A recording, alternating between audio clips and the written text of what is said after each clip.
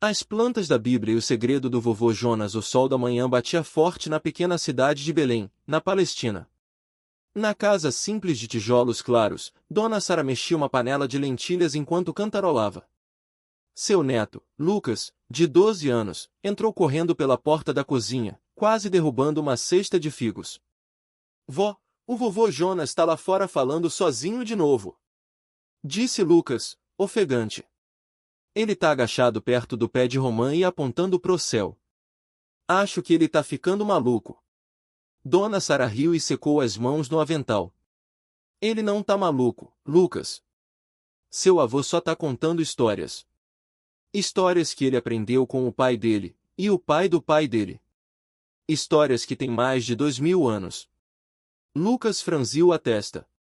Histórias da Bíblia? Isso mesmo. E não são só histórias de pessoas, não. São histórias de plantas. Plantas que cresciam aqui quando Jesus andou por essas terras. Plantas que alimentaram, curaram e até salvaram gente. Lucas se aproximou, curioso. Tipo o quê? Tipo o trigo que virou pão, a videira que deu vinho, a oliveira que fez óleo, Dona Sara enumerou, mexendo a colher de pau. Mas tem muito mais. Seu avô sabe de todas. Lucas correu para o quintal.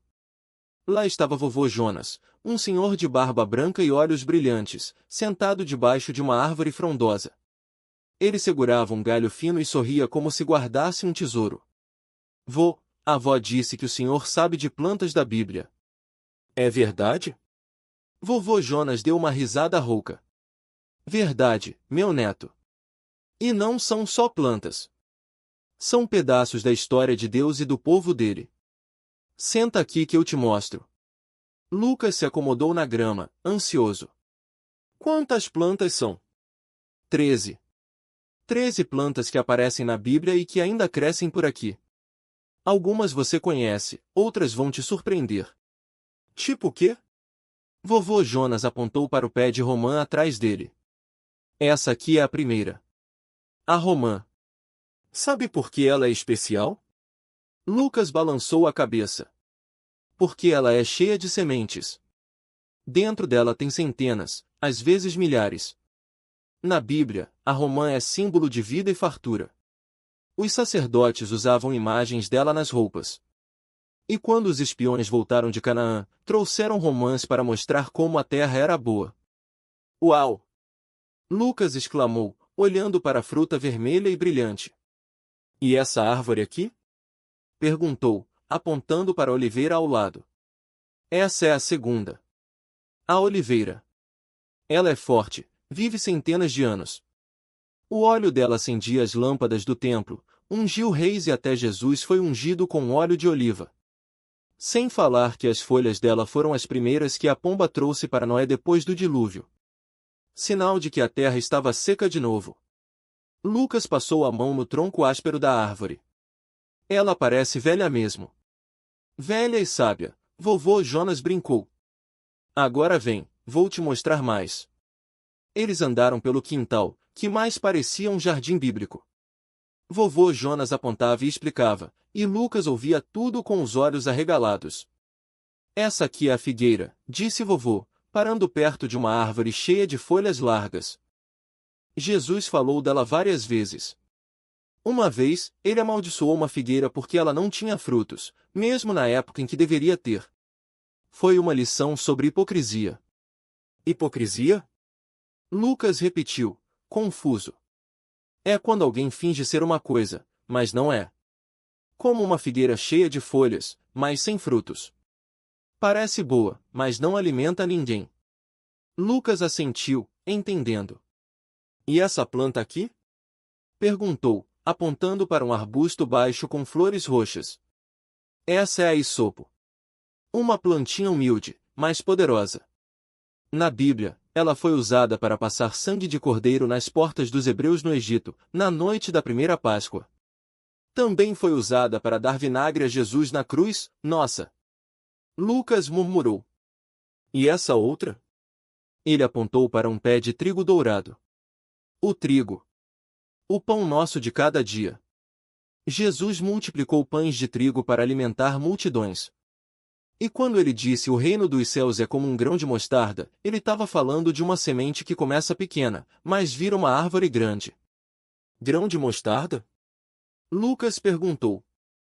É, a quarta planta. A mostarda. A semente dela é minúscula, mas cresce tanto que os passarinhos fazem ninho nos galhos. Jesus usou ela para mostrar que até as coisas pequenas podem se tornar grandes com fé. Lucas riu. Tipo eu. Eu sou pequeno, mas posso crescer. Vovô Jonas bagunçou o cabelo do neto. Exatamente. Agora vem, tem mais. Eles continuaram a caminhada. Vovô Jonas mostrou a videira, de onde vem o vinho, símbolo da alegria e da aliança de Deus com seu povo. Mostrou o cedro, madeira nobre usada para construir o templo de Salomão. E o linho, cujas fibras eram usadas para fazer tecidos finos, como as roupas dos sacerdotes. E essa aqui? Lucas perguntou, parando diante de um arbusto espinhoso. Essa é a acácia. Madeira resistente, usada para fazer a Arca da Aliança. E esses espinhos aqui, vovô Jonas tocou de leve em um galho, foram usados para fazer a coroa que colocaram na cabeça de Jesus. Lucas fez uma careta. Que coisa horrível! É, meu neto. Mas até nas coisas ruins, Deus tem um propósito. Eles seguiram adiante. Vovô Jonas mostrou a tamareira, cujos frutos doces eram chamados de mel do deserto. E o junco, uma planta frágil que cresce perto da água, usada para fazer cestos e até flautas. E essa última? Lucas perguntou, apontando para uma planta com folhas verdes e flores brancas. Essa é a mirra. Uma resina perfumada, usada para embalsamar corpos. Os magos levaram mirra de presente para o menino Jesus. E quando Jesus morreu, Nicodemos levou mirra para preparar o corpo dele. Lucas ficou em silêncio por um momento. Por que essas plantas são tão importantes? Vovô Jonas sentou-se em um banco de pedra e puxou Lucas para perto. Porque elas contam a história de um povo. De um Deus que cuida, que alimenta, que cura. Elas mostram que Deus usa as coisas simples para fazer coisas grandes. Um punhado de trigo vira pão para milhares. Uma semente de mostarda vira uma árvore. Uma planta humilde como a esopo salva vidas. Lucas olhou ao redor, vendo o quintal com outros olhos. Então, essas plantas são como mensagens. Isso mesmo! Mensagens de Deus, escritas na natureza. E agora, você também faz parte dessa história. Lucas sorriu, orgulhoso. Posso ajudar a cuidar delas? Claro! Vamos regar, podar, colher. E toda vez que você tocar nelas, vai lembrar que Deus está aqui, no meio das coisas simples. E assim, entre risos e histórias, Lucas aprendeu que a Bíblia não era só um livro antigo. Era uma história viva, que crescia em cada folha, em cada fruto, em cada semente plantada no quintal de vovô Jonas. E naquela tarde, enquanto o sol se punha sobre Belém, Lucas correu para contar tudo à avó. Dona Sara sorriu, feliz, porque sabia que aquele menino curioso acabará de descobrir um tesouro, o tesouro das plantas que contam a história de Deus. Lucas chegou correndo na cozinha, onde Dona Sara mexia uma panela fumegante. Vó! Descobri um segredo! Ela secou as mãos no avental e se abaixou para olhar nos olhos dele. Outro segredo? Você tá cheio deles hoje, né? É sério. O vô Jonas me mostrou as plantas da Bíblia. Tem uma que parece uma árvore de Natal pequenininha, outra que dá umas frutinhas vermelhas que os passarinhos adoram. Dona Sara riu e bagunçou o cabelo dele. Ah, o zimbro e a romã. E o que mais? Tem uma que os reis usavam para fazer perfume. E outra que servia para fazer pão. O incenso e o trigo, ela completou, pegando uma colher de pau. Sabe, Lucas, essas plantas não são só da Bíblia. Elas ainda estão aqui, vivas, como se Deus tivesse deixado um pedacinho do passado para a gente cuidar. Lucas franziu a testa. Mas por que ele fez isso? Para a gente não esquecer, ela disse, baixinho. Para quando a gente olhar para uma romã, lembrar que Deus dá coisas doces mesmo quando a vida tá difícil. Ou quando ver o trigo, pensar que ele alimenta a gente todo dia, não só no passado. Lucas ficou quieto, pensando. Depois, puxou a manga da avó. Vó, e se eu plantar uma dessas no meu quarto? Dona Sara riu. No seu quarto? E onde vai caber uma oliveira?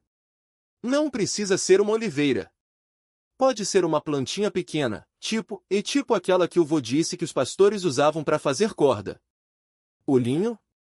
Ela perguntou, levantando uma sobrancelha. Isso. Posso plantar um linho? Pode, mas vai ter que regar todo dia. E não pode esquecer, senão ela morre. Eu não vou esquecer. Lucas prometeu, já imaginando a plantinha crescendo na janela. Naquela noite, enquanto se deitava, ele olhou para o vaso que o avô tinha dado de presente. Dentro, uma sementinha de linho esperava para brotar. Lucas fechou os olhos e sussurrou: Deus, cuida da minha plantinha. E me ajuda a lembrar das suas histórias. Do lado de fora, a lua brilhava sobre Belém, iluminando as mesmas plantas que tinham visto reis, profetas e pastores. E agora, ali no quarto de Lucas, uma nova semente começava a contar a mesma história. No dia seguinte, Lucas acordou antes do sol. Pulou da cama e correu até a janela. O vaso ainda estava lá, mas algo tinha mudado. Ela brotou. Gritou, chamando a mãe. A mãe chegou esfregando os olhos, meio sonolenta. O que, filho? A semente. Olha! Lucas apontou para um fiozinho verde que saía da terra. A mãe sorriu. Parece que ela gostou de você. Lucas ficou olhando, fascinado. O brotinho era frágil, mas já parecia forte. Ele lembrou do que o avô tinha dito: as plantas da Bíblia são resistentes, mas precisam de cuidado, igual as pessoas. Vou regar agora mesmo, disse, pegando o regador pequeno que a mãe tinha deixado perto da pia. Enquanto a água escorria devagar, ele pensou em outra planta que o avô tinha mencionado. Mãe, e aquela árvore que dava sombra para Jonas? A que Deus fez crescer do nada? A mamona, ela respondeu, pegando uma panela para fazer o café. Posso plantar uma também? A mãe riu. Uma de cada vez, Lucas. Primeiro, cuida do linho. Depois a gente vê. Lucas assentiu, mas já estava imaginando o quintal cheio de plantas da Bíblia. Talvez até uma oliveira, como aquela que Noé soltou a pomba. Na escola, ele contou para a professora sobre o linho. Sabe, Jesus falou de sementes uma vez, ela disse.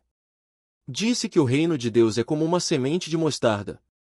Pequena, mas cresce e vira uma árvore enorme. Lucas arregalou os olhos. Mostarda? Tipo aquela que a gente come no lanche? Isso mesmo. A professora riu. Quer trazer uma semente para plantar na horta da escola? Quero. Lucas quase pulou da cadeira. No recreio, ele contou para o amigo Pedro. Cara, vou ter um jardim bíblico. Pedro franziu a testa. Jardim o quê?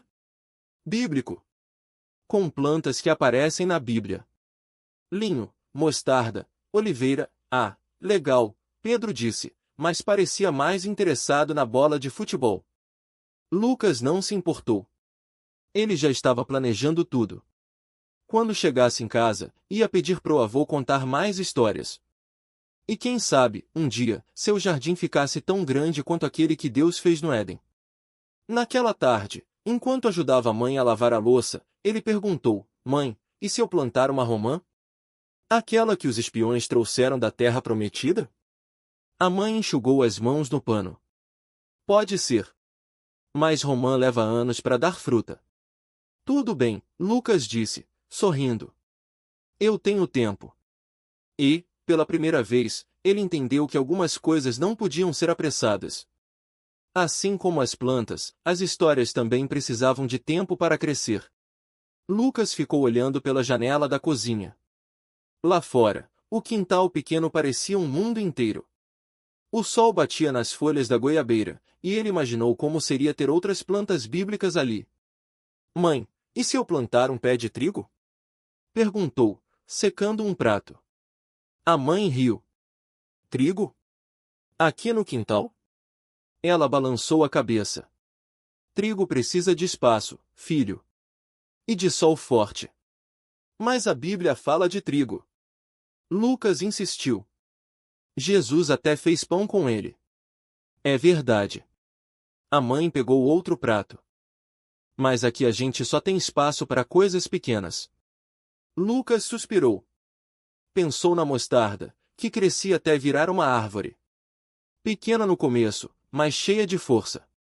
Então eu planto mostarda, decidiu. A mãe sorriu. Essa sim. Cabe num vaso. No dia seguinte, Lucas correu para a casa do avô. Ele estava sentado na varanda, lendo um livro velho. Vô, me ajuda a plantar mostarda? Lucas pediu, ofegante. O avô fechou o livro. Mostarda, é? Ele coçou a barba. Sabe que na Bíblia ela é símbolo de fé, né? Pequenininha, mas cresce muito. Eu quero ver, Lucas disse, animado. O avô levantou devagar. Então vamos lá. Mas primeiro, precisa de terra boa.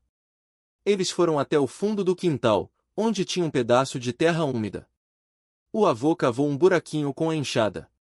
Agora, coloca a semente aqui. Ele entregou um grãozinho marrom para Lucas.